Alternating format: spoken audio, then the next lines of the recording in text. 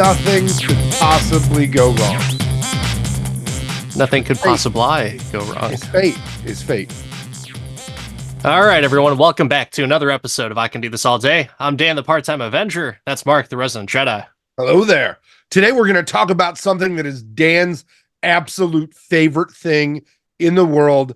I know he was so excited to watch it, especially due to its animation and deviation from any current or previous property, and that is Netflix's anime masterpiece, Terminator ZERO. Terminator ZERO. Once again, I'm going to contradict your intro into this because I believe it was your idea that we watch this. Yeah, because you love Terminator so much.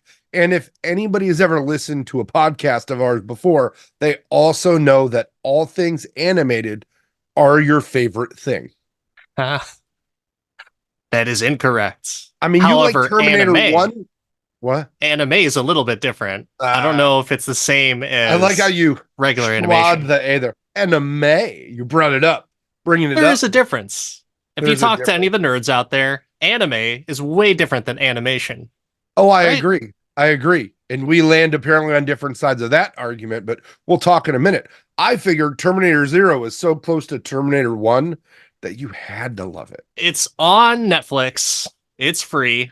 Why not watch it? It's Terminator Is it free? themed. Or are you just assuming that we're all paying for 7 Netflix accounts according to the internet? So Doesn't it's everyone basically have free. Netflix? No, Comment below if you have I don't think Netflix. anybody in North Korea listening to this podcast has Netflix. Well, then there you go. We don't have to worry about them.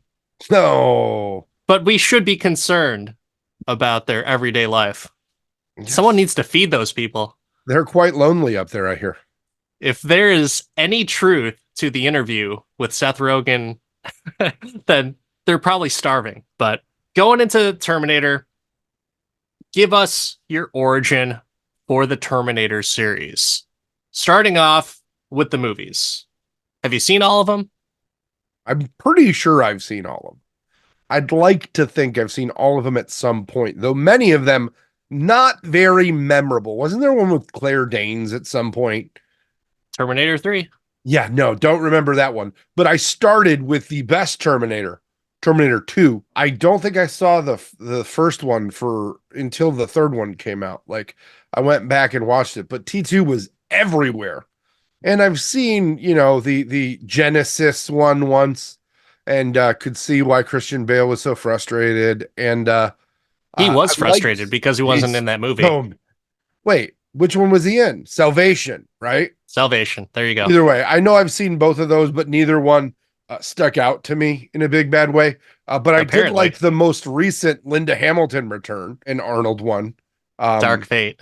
Dark Fate. I loved that they went back to the well of the one that I enjoyed. So I came into this like stoked a little bit about, maybe it'll be some old school Terminator references. It's taking place in the 90s. Maybe there's something different. But apparently the 90s in Japan, far more advanced than the 90s in the US. What about you?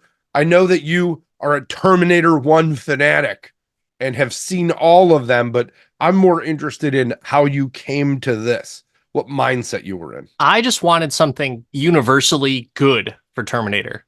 So I enjoy every single one of them, including the Christian Bale one, along with Genesis. I know a lot of people crap on that one just because Jay Courtney and Khaleesi, but I thought it was good. I love Terminator. I love Schwarzenegger, and so I'm all about those.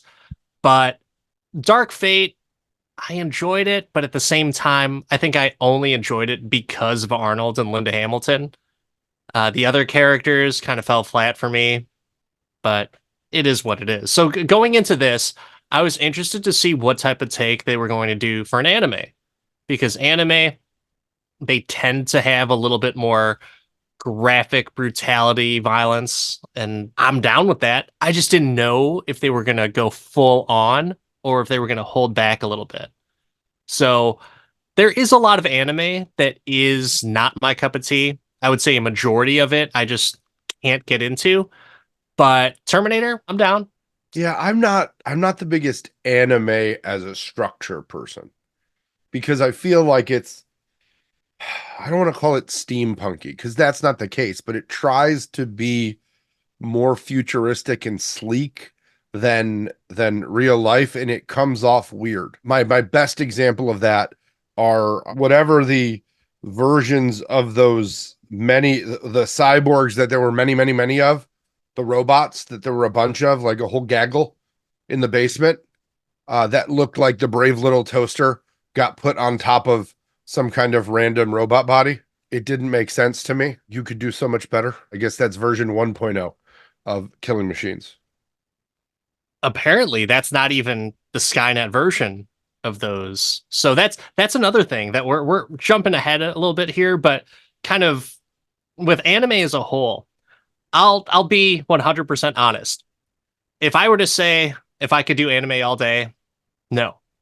The reason why is because when I first started getting into it, I like my not just cartoons, but anything to go a little bit faster than Oh, anime. this was Because anime has a tendency to draw things out. And the anime I remember watching when I was younger is just people with their eyes like flashing for like a good 5 seconds and then a reaction. And then I had friends in college trying to get me into Dragon Ball Z and, going Super Saiyan and everything. And they were like, oh, this is so cool. You got to watch it. And I was like, what the fuck are you guys doing? We are grown adults as far as, college kids were concerned. We're grown adults and we're watching some guy scream, just yell for 15 seconds to power up. I just didn't get it. And and then and you no put in those disrespect old to any of the Dragon Ball Z fans, I just didn't get it. It's not my thing. I'm sure some of it's very entertaining. I'm sure most of it's entertaining. There's obviously a huge fan base, but it hasn't grabbed me as the original Terminator has. yeah, you didn't like the screaming men until you put in those old WWF tapes and we're watching the Hulkster Hulk up, right?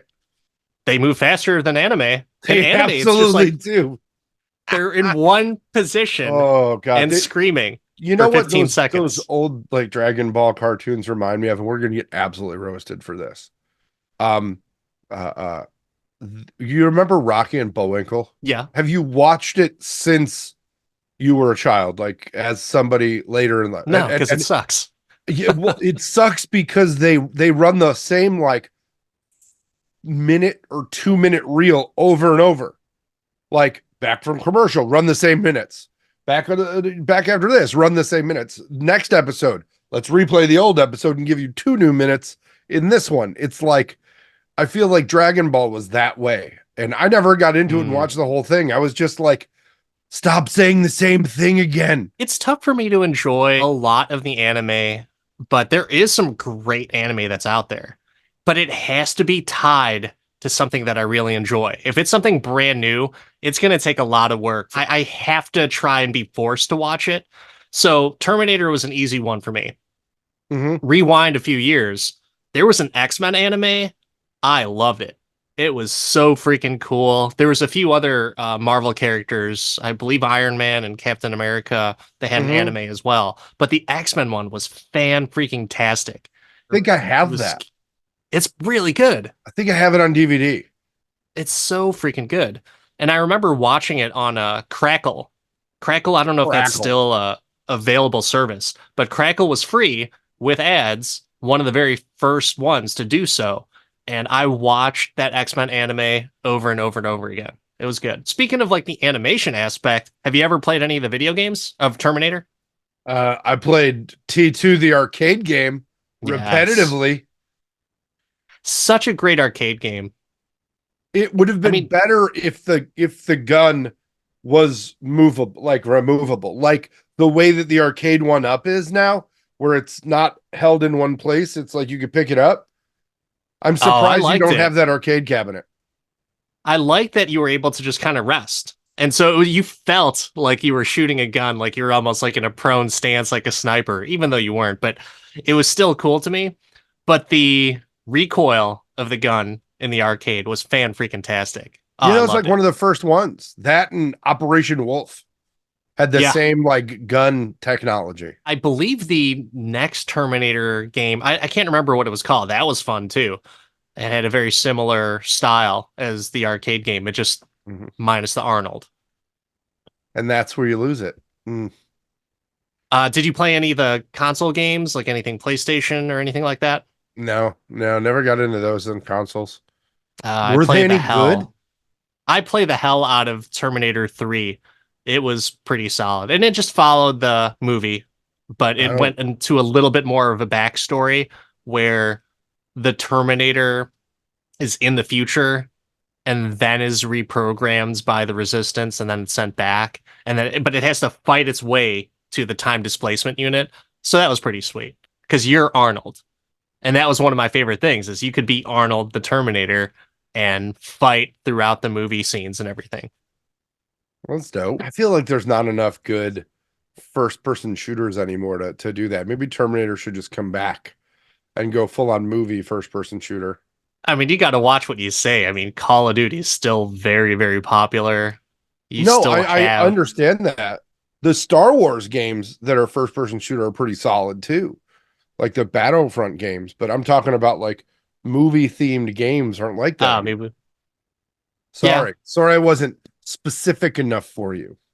I mean, are there really, it's just like games turned into movies. There's not a whole lot of games that are turned into movies that are good. Same thing with movies turned into video games. There's a handful, but Yeah, they've been I would say doing few and more far lately. between. So, would you say, like, overall for the Terminator series, would you say that you're a fan of the Terminator series? I would say I'm a casual fan. The premise has to be good for me to go at it. It's not something I'm like, first weekend, go see it in the theaters kind of thing. But I do go out of my way to watch them when they come out. Like the Dark Fate one. When it came out to streaming, I watched it with immediacy. I thought, did we see that in the theaters? Maybe even? I did. I might have. If we did it for the podcast, I would guess that we did it in the theaters. We But did not. oh, The only ones that we've ever done for the podcast is the first Terminator. hmm. And Terminator Zero. Hey. I mean, I would say I'm a Uber fan for the series, but there are people out there that are just super entrenched in it and that think John Connor actually is God. So I'm not that far. It's still a great series. I'll consider myself, uh, I would say, a super fan for this. So I was kind of excited to see this, excited to see where the animation was going to go and what type of story they were going to tell. Is it going to be John Connor? Is it going to be Sarah Connor? Is it going to be their half brother Michael Connor? I don't know, but I was up for it. Boy, was I wrong. Surprise! No Connor for you. I think we want to hear your version of the plot, the casual Terminator fan. Oh God. I Um, know it's impossible. it's very layered, but what it turns out, what I can say is bad dad tries to be good dad to humanity. Waits too long, doesn't do a good job. Shot through the heart. He was almost too late. He gave AI a bad name. Second Bon There we Jovi go. reference. So this starts off in the future. Surprise, surprise. These are Or movies did it do. start out in 97? Depends on your perception of it. I Yeah. don't know. I mean, this guy is from the future, so technically he's narrating stuff that's already happened. So I don't know. Time is a construct. This also is so curious to me because September 30th, 1997 or was it August 30th? I think August it was 30th, August right? 29th. August 29th, 1997 was the date from the 1994 world with Sarah Connor in Terminator 2, right? Yep. Pre them melting and killing Miles Bennett Dyson and blowing up Cyberdyne. So if Cyberdyne is destroyed, then how did Judgment Day happen the same day? So is this in a world without T2? That's the Red. thing that makes no sense to me. I think they try to retcon all that stuff because they talk about it pretty early on. You have the main character, the main protagonist, Aiko, going back in time and talking with the Oracle, who I thought was Sarah Connor. She's talking to her and saying, like, hey, if I go back in time, did you already know this was going to happen? And the Oracle comes back at her, or the prophet. She says, like, no, you fucking idiot. If you go back to the past, that isn't your past, it's your future. So she does a Bruce Banner and kind of tells it. That's exactly what I was thinking of when she was talking about time travel. I was surprised she didn't lift it exactly word for word. I thought it was like, no, you're actually going to a different universe, not a different. You're flipping the multiverse and traveling and creating branches and all the. I'm just like, we need another fucking time travel diatribe here, which goes completely antithetical to the entire Terminator like historical background. Right? The whole point of the first movie is we went back in time to kill John Connor's mom to change to prevent the resistance and change the future. If the fucking machines don't know how the machine does time travel, we have a big fucking problem here. That's one of the biggest critiques about Terminator and Back to the Future. When we saw Endgame, they kind of poke fun of that. Like, that's not how time travel works. I see where you're coming from, and I thought the same thing. But it makes sense that they're trying to branch off, if you will, from the original concept, because how many times are you going to send Terminators back to kill John Connor, to kill Sarah Connor, or in Terminator 3 to kill John Connor's generals? It falls flat. The interesting thing about this TV show is that it does what Genesis and Dark Fate was trying to do. That it's not just circled around John Connor, but it branches off to other timelines and other things that are factoring into it. So a lot of things that I thought came from Genesis and Dark Fate was used for this anime, but done a little bit more cohesive as opposed to those movies. One final thought on the time travel thing is that all they needed to do was not melt Arnold in T2, but make him disappear like Back to the Future, and it would have absolutely lined up. Just like Hot Tub Time Machine. Before they got it on, dude almost disappeared. This time travel thing with the zigzaggy and the but you're still there and now you're living your destiny. I don't like it. I'm not a fan. It's not linear enough for me. I need it to be linear. I think if it was still that same linear way that you're speaking of, there's only X amount of possibilities. And it doesn't matter. You have the whole Terminator time travel paradox over and over again. John Connor's always going to be alive and he's going to lead humanity to the resistance. But it is interesting that they have all of this in Japan because I was waiting for some tie-ins and I was thinking of like, John Connor's son is one of the names in there. It's like, nope, no John Connor mentioned at all. So you got Malcolm Lee is which as you're watching this, you think like, okay, this guy just has premonitions of stuff. No, turns out he's a time traveler. He went back in time because he was trying to do something that, and I forgot to mention this earlier, that the Sarah Connor Chronicles TV show did. He was trying to form an alliance with the machines. Do you believe in fate? It's a very spiritual question. I don't know. Sometimes I do, sometimes I don't. When it's convenient, we believe in it, right? Like, I mean, that's anything. Getting married to our wives, must have been fate. Oh, totally. Definitely fate. No. But that was happenstance and a very lucky happenstance there. Or was it? So far, so good. She listens to the podcast. So, we're keeping it positive, Dan. You don't want it to be fate? You don't want it to be like that you were meant to be together? I don't know that I don't know that is a construct that makes sense. Because then if good things are fated, then bad things are fated too. Yeah. It's the same thing. It's the same like religious paradox. And if if that's the Religious case, paradox or religious fallacy? I don't know. I Depends on mean, which way you either want to look at way, it. I mean, you can still believe in fate and not believe in some of the stuff with religion. can you? Absolutely. Because You then think fate has to be controlled somewhere, right? Like who decides fate? the gods? Well, then you're immediately believing in some level of religion. Yeah. What if it was all true? Time travel, gods, the Greek gods, Roman gods, all of our Christian gods, Captain Crunch. What if they were all true? They all existed. I mean, Be kind then of we'd have crazy. a really good. I would love that. It'd be like Who Framed Roger Rabbit. Bring them all together. With this anime, they open up a lot of doors, which is a good thing because Terminator has grown stale. The box office receipts are proof of that. The canceled TV show after one season, or well, 2 seasons, proof of that.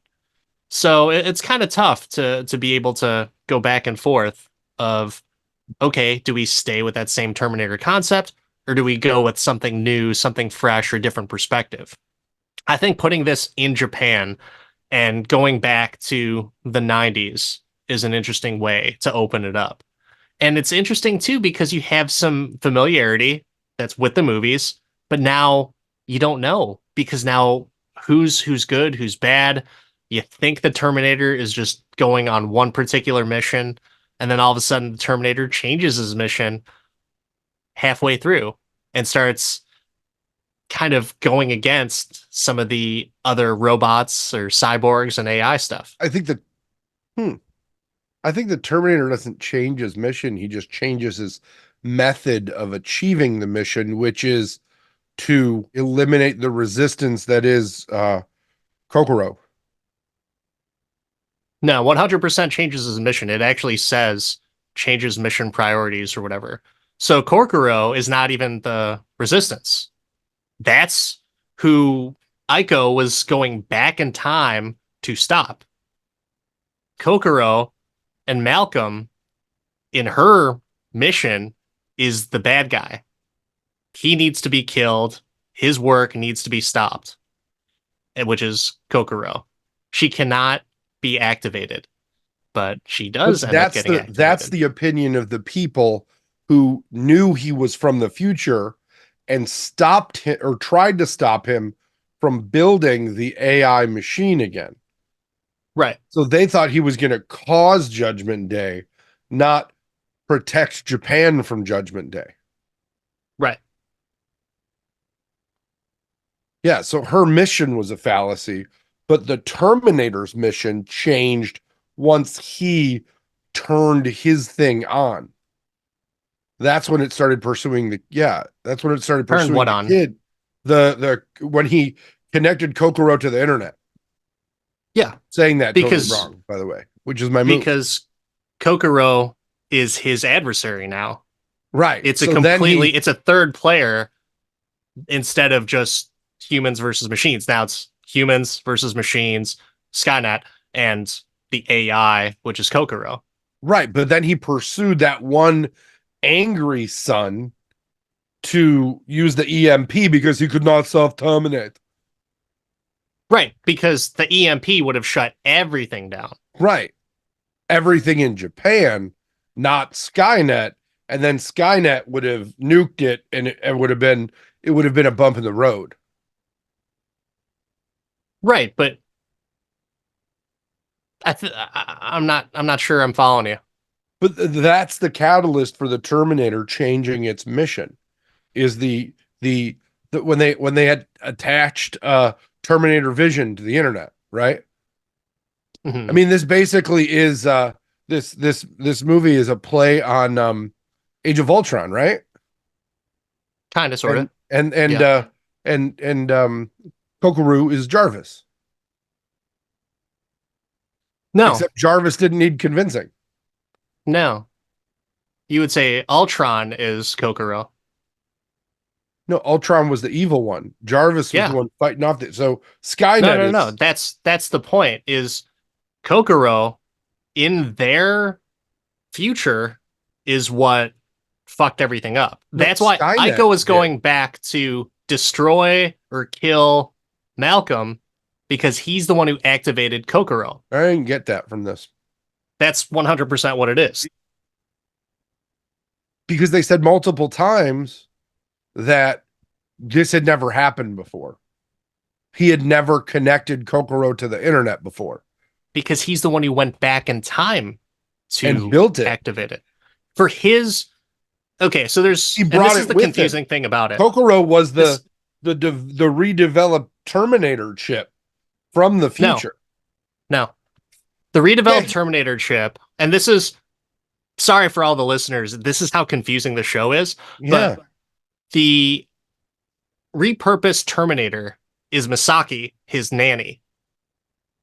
No, I understand by the way, that. But the reason Misaki has no memory is because he took her chip out and put it into the machine that ends up being Kokoro.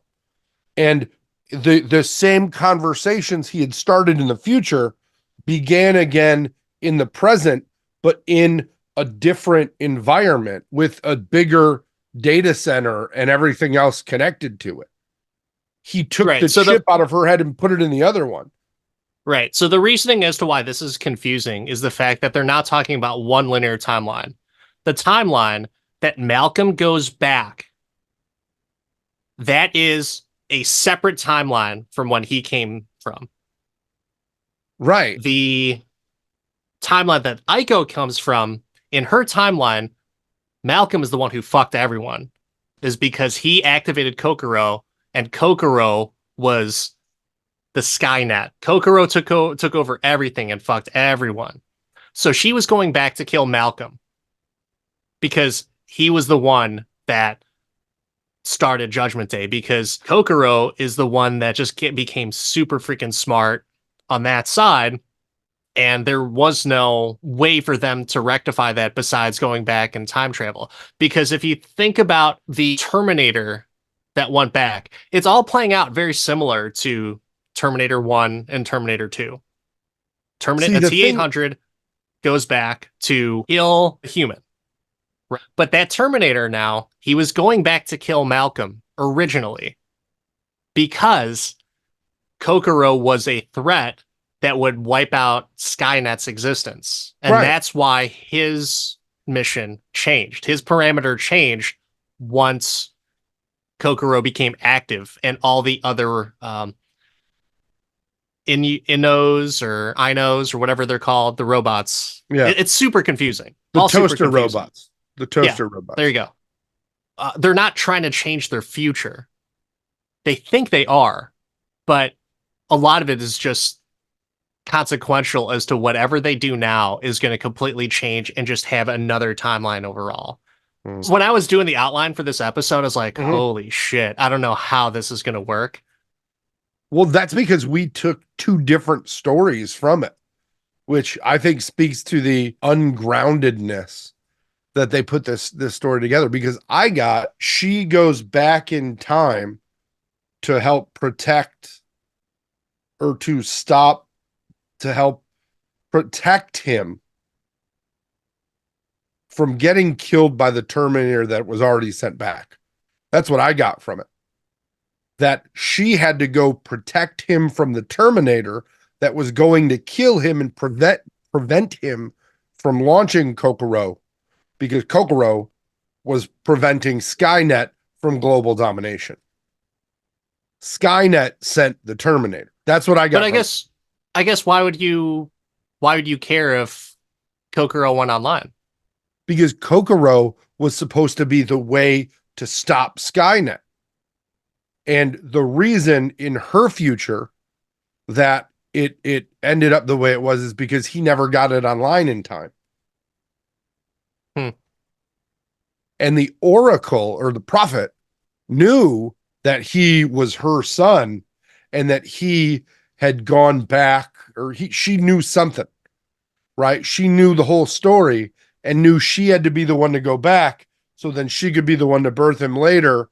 And, she probably had traveled time at some point because she asked her, had you traveled time before? So I think that she herself was a time traveler who traveled time to tell the time traveler to travel time to save the guy who had already traveled time to keep Japan safe because fuck the rest of the world, it was already blown up.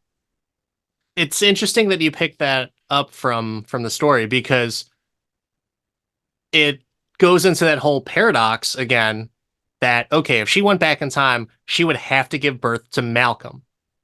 However, at Malcolm's dying wish, protect your grandkids. And so doesn't make a whole lot of sense because so the grandkids are going to raise their dad with the mom. Like I don't know, man. It's a little strange. Maybe the oracle was the daughter, or the prophet was the daughter. That would explain how she knew about the thing and the thing. It would, it would. And I'm not saying that that's not the case. I was kind of thinking like originally before I knew that Misaki was cyborg, I Mhm. thought Misaki was the prophet. How long did it take you to figure out Masaki was a cyborg? Because I got it in the first episode. It was once she started squeezing her cut on her thumb or whatever it was and like opening it up, I was like, "Yep, she's a Nope. cyborg." As soon as the other robot ignored her when she was going to buy the cat, I'm like, oh, that robot doesn't see you because it doesn't have eyes. It's using some sort of heat sensor. And you are a robot. Hmm. Maybe, maybe I don't know. Like I didn't pick it up from that. I knew for certain when she was fucking acting weird because they play it off as if there's like some type of trauma, like she lets the sink run and everything like that. It's like she was abused or something like that or whatever. But then it's like she starts playing with her cut. That's a little strange. She's a cyborg, and she as soon as he also said that solidified it, that just put the whipped cream and the cherry on top. He's like, I order you to protect them. I was like, yep, okay, she's a cyborg. I thought the way they wrapped her into it was cool.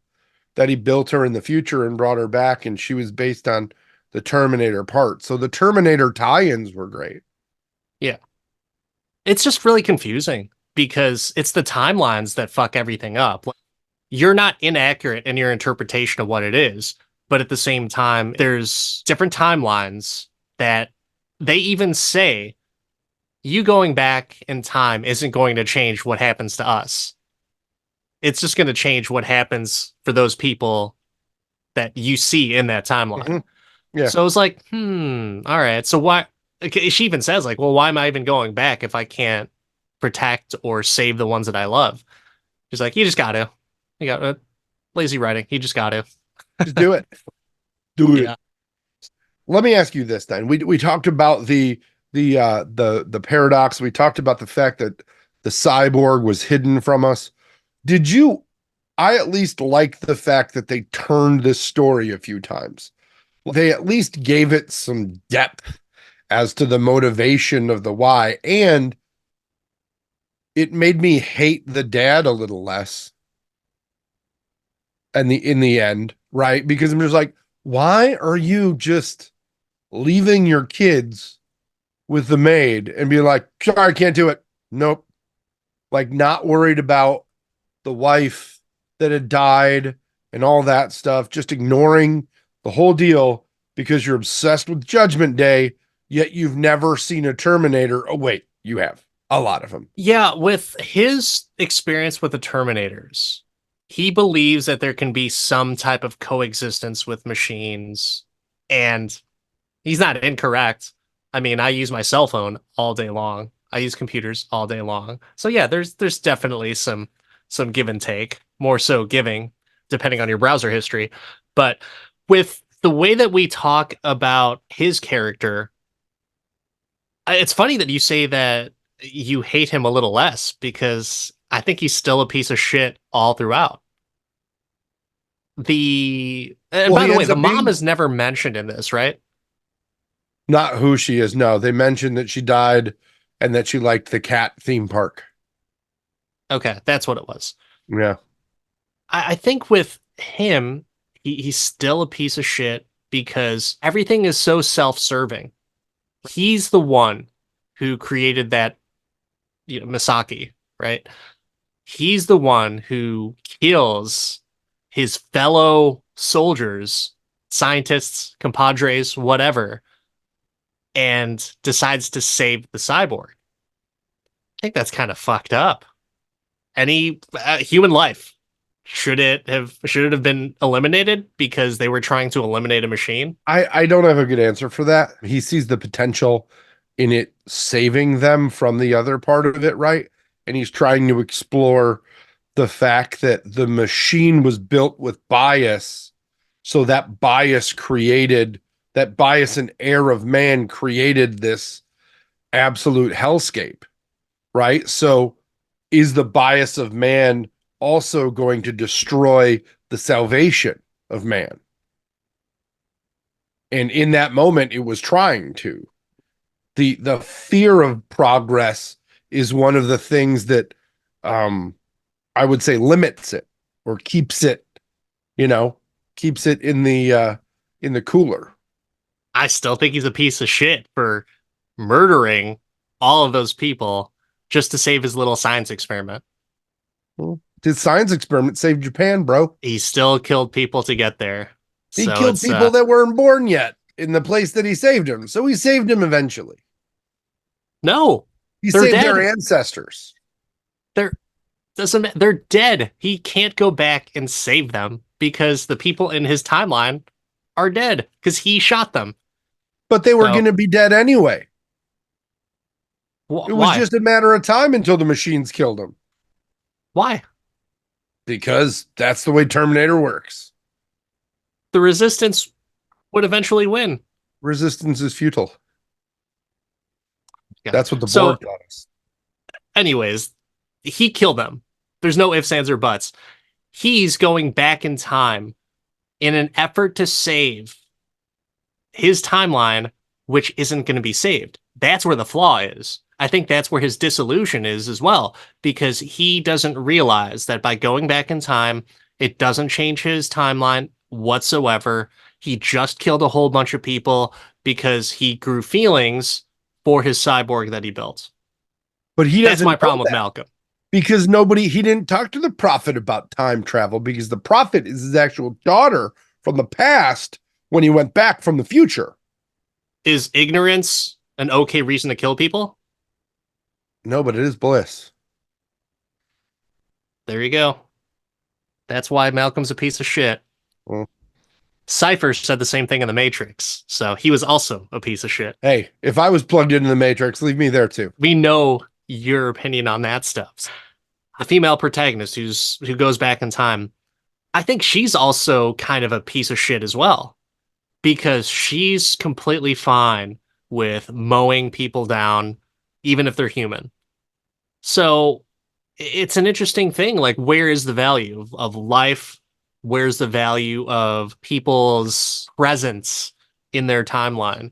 And everyone is kind of fighting. It's like, is this fate or does this all have to happen? What are we going with here? I think you're fighting the battle of the needs of the few outweigh the needs of the many. And that's not the case. You know, the collateral damage happens.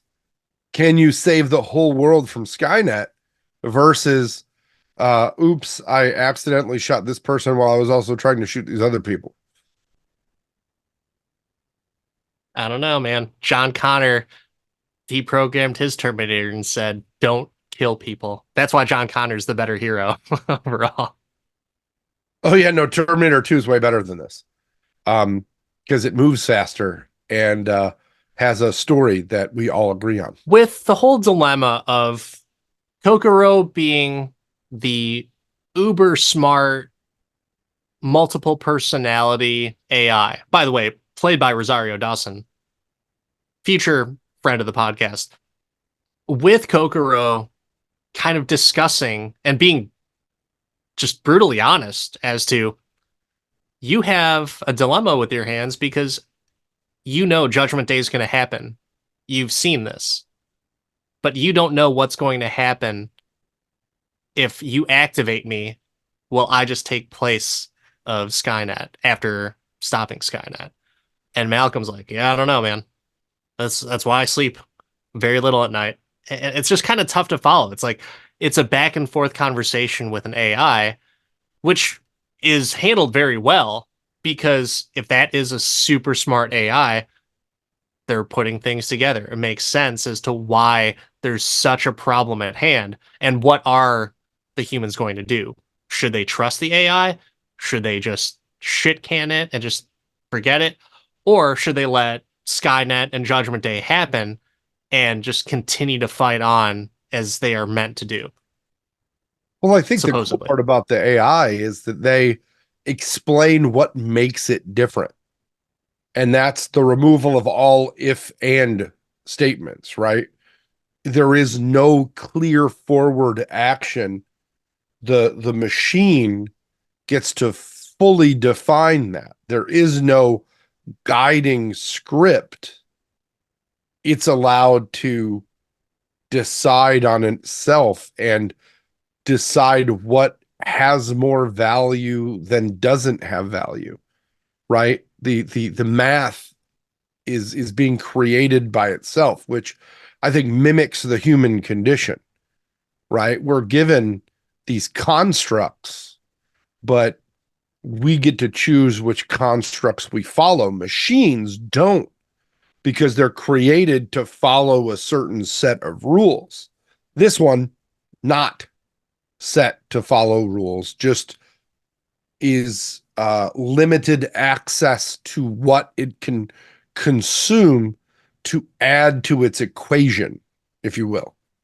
So I think that that's really interesting, and it also like leans towards this very consistent Asian theme of like Triforce or three different agents pulling in different directions, whether it's spirit, mind, and heart, or wisdom, power, and whatever, right? It's just three different pieces of it, and the three different attitudes that eventually form into one Super Saiyan Kokoro that sees their place and understands the value of human life. It limits their worse intents or their worse habits or their flaws. I think that was interesting, right? That explanation about what made that AI different spoke to me a little bit. Who do you think, as you're watching this, who is like a bona fide good person, who's like a bona fide bad person, or is there one while you're Well, I watching don't this? think there is one. I think everything has its own point of view. So the kids, Why? The kids aren't pure. The one kid likes to destroy things, to rip them apart, to figure it out. And then he's got a significant amount of bias towards machines and like shit talking the one girl when he finds out she is a machine, but then he goes and fixes her. Does that redeem him? Yes or no? Does his ability to not? There's selfishness. There's all the development of characters that aren't fully drawn out people yet. Young people are always going to kind of find their lane and their limits. And I think everybody grows with time, information, and experience. Same thing as Kokoro. but what about Masaki and Echo? Well, I think that they also are growing with experience. It doesn't put them in a specific box. It lets them grow through the series, which I think is a good thing. Who would you rather see as the villain or the good guy in this scenario? Is it Kokoro or is it Skynet and the T-800? Well, I think Skynet's still the villain. Judgment Day is still the common enemy and the thing that you're trying to avoid. And they were able to stop Judgment Day from coming to Japan. Not from the rest of the world. They didn't give a shit about anybody else. You're fighting against the machine. I think just like life, there's not always one clear-cut villain. So would you say that the humans and the cyborgs or machines need to find a way to coexist? I think everything needs to find a way to coexist. What do you think, Dan? How are you I on mean, coexist? what would be the best idea for coexisting for them, in your opinion? I don't know that I have a good answer to that because I think compromise is one, and you've got to be able to do both. But the scary part about AI and technology in general is, does it get to a point where it no longer needs the human element to evolve it, to create it, and to move it forward. And I think that that point is very real in this movie. So at what point is it, how do you define value of coexisting? I mean, as humans, we define that value by measuring the impact on our lives, right? When you talk about endangered species, things like bees, like, oh, bees sting people and kill them. But if they're not around, shit doesn't get pollinated. So I guess we should protect them unless you're allergic to them and then kill them. Are we coexisting? Are we limiting? You know, what's the thing? We still sell bee killer. Like it's the same argument, right? But What for are your me, feelings on the coexist? uh, it's interesting for that scenario, whether if it's like 100% doom, because is there ever really 100% doom? Judgment Day has been the looming factor for years since that's been brought up in Terminator lore. But Hmm. you just go into Terminator Genesis, and the real way for them to coexist is to have like nanobots, and that's kind of your body and everything. So John Connor in Genesis was a combination of human and machine. Pretty badass. Not great utilization and a pretty awful plot point in that movie, but I don't know, man. Having nanobots being able to get shot but regenerate and be just fine would seem pretty sweet. Not saying I'd sign up for it right off the bat. I'll let a whole bunch of millions of suckers go ahead and do that first. But if you are talking about practicality of this or that, either, becoming fully assimilated with each other to where you have, or if you have some human sentience along with some machine parts, I guess I'll be okay with that. I really want to hear, like, did the anime take away from the action for you? Like, the kids be damned, they all were whining and then they figured it out. But let's talk about what the listeners want to hear, and that's you complain about animation. You love your action. This time it was colored in with stuff. How'd you feel about it? I was good with it. I like anime and their ultra exaggerated blood splatter. I'm cool with it. There And it was works in some, Terminator. yeah, there definitely was some smushiness. It was the first time we got to see like a T100 really like crushing shit. Like, T800. But yes, oh, that's one of the things that I had a big problem with the Terminator series for the T800, the T1000, the TX. All they would do is throw people. They're supposed to be the most efficient killing machines. This T800 was an efficient killing machine. Fucking ripping out throats, crushing larynxes, smashing brains, poking out eyeballs, everything. Crushing wrists and hands. Fantastic. That's exactly how a killer cyborg should be. Efficient at killing, not throwing them 50 feet and then slowly walking to kill them. Like how did that you feel doesn't. about it being able to self upgrade, like crossbow arm? I think that is much better than the TX in Terminator 3, where she had like flamethrower arm and laser cannon arm. I didn't buy that. It was a cool effect. But I did have a problem with his constant unlimited ammo code that he had. Yeah, Like, dude, I dude. didn't like it. Yeah, there was no reload there. It just like popped out. I was the open and close. I didn't know for me, Oh, really? right? Not no, not on that model. And then the extra head piece, he like found a USB port in his tongue and hooked up the other robot to it. Oh, that I'm okay with. What was wrong with that? I just didn't like it felt like a deviation of the standard, right? None of the other ones, at least none of the Arnold ones, upgraded themselves in any way, though they could The have. TX did. Well, the TX did in the one that they retconned. The TX did in Terminator 3. Right, they retconned Terminator 3 with Terminator Dark Fate. But the Terminator upgraded itself. It's regardless of what you think of if it was Mm, retcon or not, it still exists. The movie still exists. We mm. saw it. Oh, I wish I didn't. Um, huh, I don't know. That was it was weird to me, I guess, as somebody who has not watched it as many times as you. Like that was not the situation that I was regularly exposed to. So it was just kind of weird to me. I mean, the infinite ammo is stupid. I thought there was at one point he did run out of bolts, but still continued on to shoot them at people, multiple people.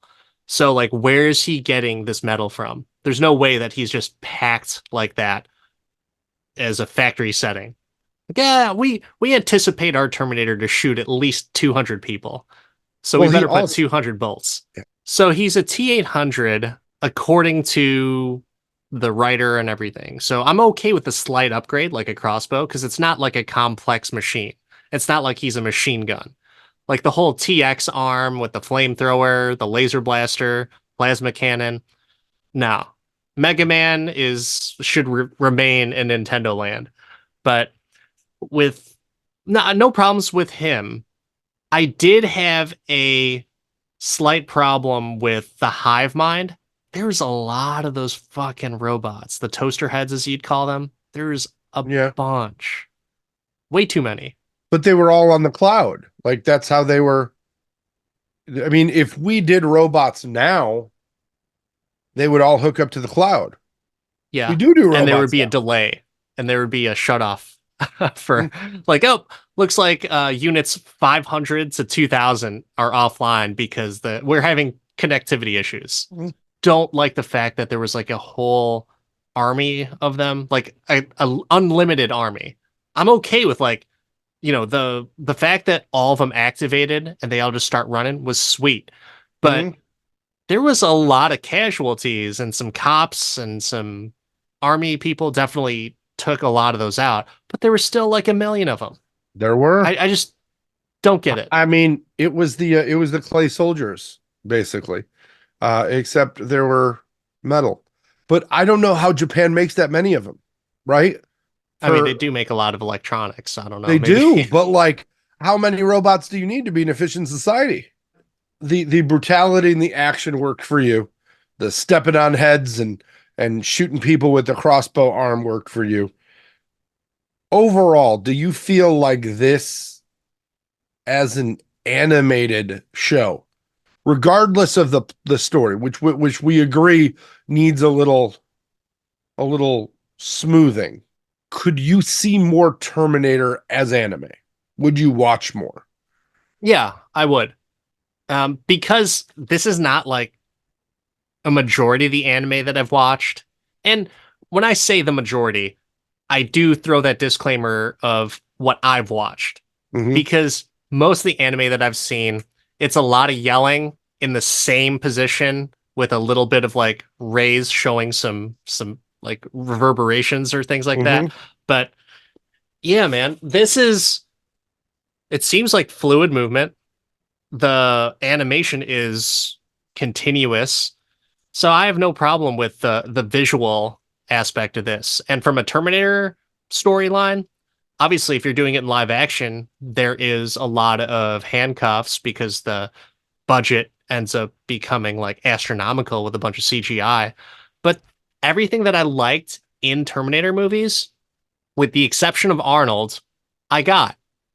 Even the music, which wasn't, the Terminator theme that we're all familiar with, it actually had a very similar Terminator theme to the Salvation movie. So I was okay with that. And everything else, the action, it was there. The fact that the brutality was amped up to another level because it's animated, great. This is supposed to be like the end of the world apocalypse type of battle with, or at least leading up to that. So let it happen where there's a whole bunch of casualties. And we got a chance to see that. So yeah, from an animation perspective, Terminator, yeah, I would watch more of that. Yeah, I probably would, but I'm not like the story on this kind of frustrates me there. And I wanted more of the Terminator music, but it wasn't Skynet, so I understand why they didn't use the Terminator music. I was like, there were so many spots where I'm like, give me the thing. And they didn't give me the thing.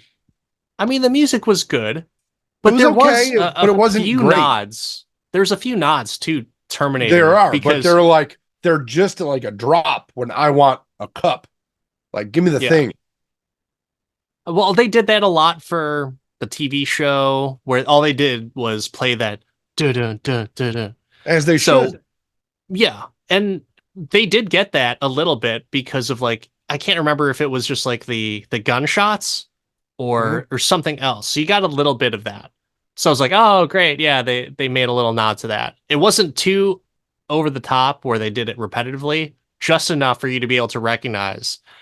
And yeah, I mean, I think overall, I think that was pretty serviceable. Serviceable. I love it. Yeah, I don't know. But I think that it's time. I think that's just a question we need to answer. And I think that because you're the big Terminator fan, that you gotta go first this time. So I'm gonna ask you, Dan, when it comes to Terminator Zero, can you do this all day? Time is a construct, but I still want to save a little bit of time because we talked a lot of confusion on this episode. I'm going to say no. I cannot do this all day. I thought it was a very good, different take on Terminator while still incorporating a lot of familiar things from the movies and the TV shows. So, me being an Uber Terminator fan and consuming all those types of media and the video games, I was like, yeah, very cool. They're paying homage to a lot of the stuff. They're doing a lot of familiar things, but it was taking the story in a new direction with new characters, with new types of visuals that we haven't seen in Terminator. But the fact that this is a TV show plays against it. And there's been some great TV shows out there, but this is one of them where I'm not going to revisit for a very long time. Maybe like an episode here or there, but it's not something that I would be like, you gotta watch this. I would say you have to watch this if you're a Terminator fan like I am, but not many people are. So, no, I cannot do this all day.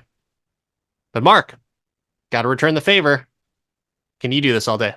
I will go quickly, as you promised to, but didn't. No, no, for one of the reasons that you put there. I'm not the biggest Terminator fan. Like, I enjoy the idea of sci-fi, but it's not like this isn't the franchise that I gravitate towards. Um, Also, they pulled the taffy way too much on this.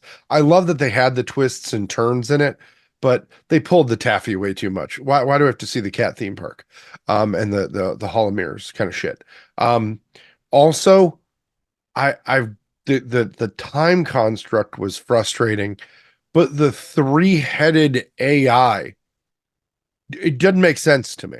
Like, a computer doesn't have 3 points of view. You don't need to, I mean, it's just going to analyze data. It's not going to have like three versions of itself talking to you. That is where you lost me. And I know that that's a very Asian spin on uh, um it's a construct that makes sense in that arena, and it aligns to a lot of belief and touching the 3 points, but not for me. So I won't watch this again, not because it was bad, just because it's like not my bag. If they released more, you could talk me into watching it for the podcast, but it's not like, oh man, gonna watch that. And like, if it's not 90 minutes, I'm good. Like, let's move past Terminator here. Let's make him short, sweet, with a single journey. Love it. So, yeah, that's a no for me, dog. Supposedly, there may be another season. I don't know. We'll see because it leaves it open for some of that story. I'm curious as to what that story would be, but just by definition, man, can't do it all day. But Yeah, it looks like we got two big no's on this one. It's yeah. been a while since we've had one where it's like we kind of enjoyed it, but nah, just nah, not for not for all day. But hey, that wraps up this episode. I'm Dan, the part-time Avenger, even though time is a construct. And that's Mark the Resident Jedi.